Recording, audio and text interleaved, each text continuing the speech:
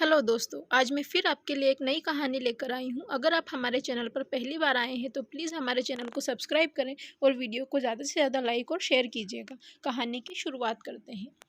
रोहन और सीमा की नई नई शादी हुई थी। घर में ससुर यानी रोहन के पिता सुधीर जी और वे दोनों बस 3 ही लोग थे। इस घर को रोहन के माँ बाप ने जीवन भर पाई पाई जुटाकर बड़ी मेहनत और अरमानों से बनाया था। वरना आज के समय में मुंबई में घर बनाना तो दूर की बात है, किराए पर लेना भी बहुत बड़ी अचीवमेंट से कम नहीं है। जब रोहन कॉलेज में था तब माँ उन्हें और दुनिया को छोड़कर जा चुकी थी। एक काम वाली बाई सकू थी जो सुबह से लेकर शाम तक उनके घर का सारा काम करती थी। नई नई शादी हुई थी, इसीलिए सकूबाई का दिन भर अब घर में रहना सीमा को अपनी प्राइवेसी में बाधा सा लगने लगा था।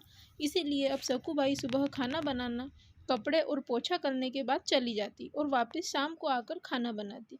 सकूबाई की दोपहर की गैर हाजिरी से कोई छोटे मोटे काम दिखाई देने लगे, जिसमें से ज़्यादातर काम बिना कहे सुधीर जी ये सोचकर कर लिया करते कि बहू को मदद हो जाएगी, लेकिन बहू सोचती कि ससुर जी को औरतों के काम में दखल देने की आदत है। एक दिन मौका देखकर सीमा ने रोहन से कहा, क्यों ना हम बाबूजी को वृद्धाश्रम भेज दें। सिर्फ एक बार पैसा भरना पड़ेगा और उन्हें भी अपनी उम्र के लोगों का साथ मिल जाएगा। हमें भी अपनी प्राइवेसी के बारे में ज़्यादा सोचना नहीं पड़ेगा। रोहन ने सीमा की बातों पर ज़्यादा ध्यान नहीं दिया। कुछ दिन ही बीते थे कि बापूजी अपने दोस्तों के साथ एक हफ्ते के लिए टूर पर गए और इत्तेफाक से इसी दौरान सकूबाई भी छुट्टी पर थी। फिर क्या, सीमा को जैसा चाहिए था वैसा समय मिलने लगा। अब रोहन रेस्टोरेंट में खाना खा लेता और सीमा का काम ऑमलेट, ब्रेड या मैगी से चल जाता। खाना बनाने की टेंशन नहीं थी, लेकिन घर में निकलने वाले सारे काम तो अभी भी करने ही थे। ससुर जी की गैर हाजिरी में सीमा को एहसास हुआ कि वह बिना कहे ही जो काम कर लिया करते थे उनसे कितना फर्क पड़ता था। छोटे मोटे लगने वाले काम काफ़ी समय और एनर्जी लेने वाले थे। कुछ दिन बीतने के बाद एक दिन रोहन सीमा को कहता है, चलो आज कहीं बाहर घूमकर आते हैं। सीमा बड़ी खुशी खुशी सज धर कर बाहर जाने के लिए तैयार हो जाती है। रोहन सीमा को अपने घर से 4 किलोमीटर दूर एक चौल में लेकर आता है। एक आदमी रोहन के हाथों में एक चाबी देता है। रोहन उस चाबी को लेकर चौल के एक कमरे का दरवाज़ा खोलता है।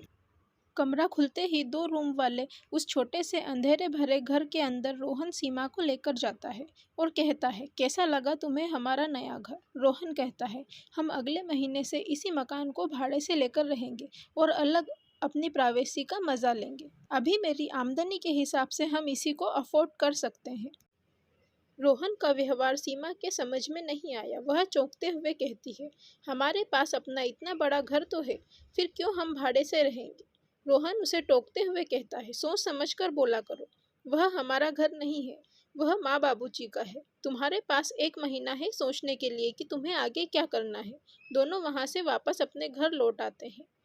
पूरे रास्ते सीमा के दिमाग में तरह तरह के विचार चल रहे थे। घर पहुंचते ही उसने रोहन से कहा, माना कि यह घर माँ बाबूजी का है, लेकिन क्या हमारा इस पर कोई हक नहीं है। रोहन ने कहा, बिल्कुल है, लेकिन माँ बाबूजी के बाद। जब तक वह है तब तक तो नहीं। अगर तुम्हें हक समझ में आता है तो तुम्हें जिम्मेदारियां भी समझ में आती होंगी। सिर्फ हक के बारे में सोचकर अपनी जिम्मेदारियां भूलकर स्वार्थी होना क्या भला अच्छा होता है। सीमा के पास रोहन के इस सवाल का कोई जवाब नहीं था। वह सोचने लगी कि उसने अपने क्षणिक सुख के स्वार्थ के लिए इतने नीचे गिरकर ऐसी घटिया सोच अपने दिमाग में आने दी।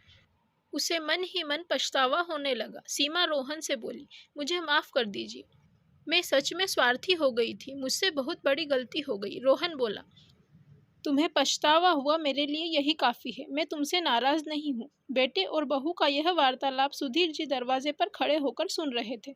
उन्होंने आसमान की तरफ देखा और बोले, भाग्यवान, तुम धन्य हो जो तुमने ऐसे बेटे को जन्म दिया है। उन्होंने दरवाज़ा खटखटाया।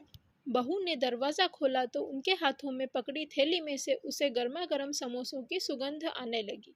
ससुर ने अपनी बहू से कहा, वो कोने वाले हलवाई के पास से लाया हूँ, तुम्हें बहुत पसंद है ना। सीमा को अपने ससुर के प्रति विचार और ससुर के उसके प्रति प्यार, उन दोनों का फर्क समझ में आते ही उसकी आंखों में पश्चाताप के आंसू, उसके चेहरे पर अपने परिवार के प्यार के कारण मुस्कान आ गई। दोस्तों, इंसानी दिमाग में दिन भर में हजारों विचार आते हैं, कुछ अच्छे कुछ बुरे, लेकिन किसी भी विचार को शब्दों में परिवर्तित करने से पहले उनको समझना बहुत ज़रूरी है।